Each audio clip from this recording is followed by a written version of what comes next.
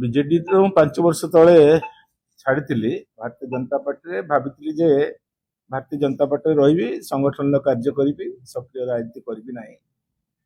କିନ୍ତୁ ଯେତେବେଳେ ଭାରତୀୟ ଜନତା ପାର୍ଟିରେ ଆର୍ କେ ଜେନାଙ୍କ ପରି ଯାହାଙ୍କ ପାଇଁ ଆମେ ବିଜୟ ଛାଡ଼ିଥିଲୁ ଏବଂ କହିଥିଲୁ ଯେ ଚିଟଫଣ୍ଡରେ ଇନଭଲ୍ଭ ଅଛନ୍ତି, ତେଣୁ ତାଙ୍କୁ ଯେତେବେଳେ ଭାରତୀୟ ଜନତା ପାର୍ଟି ଗ୍ରହଣ କଲା ଏବଂ ଭାରତୀୟ ଜନତା ପାର୍ଟିର ନେତାମାନେ ସାଂସଦ ତାଙ୍କ ବିରୁଦ୍ଧରେ କହୁଥିଲେ ଯେତେବେଳେ ଏବଂ ଏବେ ତାଙ୍କୁ ହଠାତ୍ ଉପରେ ଗ୍ରହଣ କଲେ, ସେ ପାଇଁ ମୁଁ ଭାରତୀୟ ଜନତା ପାର୍ଟି ସହିତ ନିଜେ ସହମତ ହେଇପାରିଲେ ନାହିଁ। ତାପରେ ମୁଁ ଭାରତୀୟ ଜନତା ପାର୍ଟିରୁ ଇସ୍ତଫା ଦେଲି ଏବଂ ଆମର ଯୋଉ ବନ୍ଧୁମାନେ ବସିଛନ୍ତି ଆମେ ସମସ୍ତେ ପୁରୁଣା ବନ୍ଧୁ, ଆମ ସବୁ ଆମେ ସାଙ୍ଗରେ ଯାଇଥିଲୁ, ସାଙ୍ଗରେ କାର୍ଯ୍ୟ କରିଥିଲୁ ସମସ୍ତେ ବାଲେଶ୍ୱରରେ।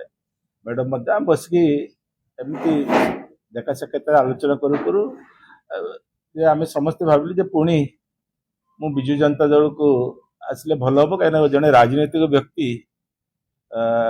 ଲୋକ ସାଙ୍ଗରେ ରହିକି ଗୋଟେ ଦଳରେ ନ ରହିଲେ ଲୋକଙ୍କ କାର୍ଯ୍ୟ କରିହବ ନାହିଁ। ତେଣୁ ମୁଁ ନିଷ୍ପତ୍ତି ନେଲି ଯେ ନବୀନ ବାବୁଙ୍କ ନେତୃତ୍ୱରେ ପୁଣି କାମ କରିବା।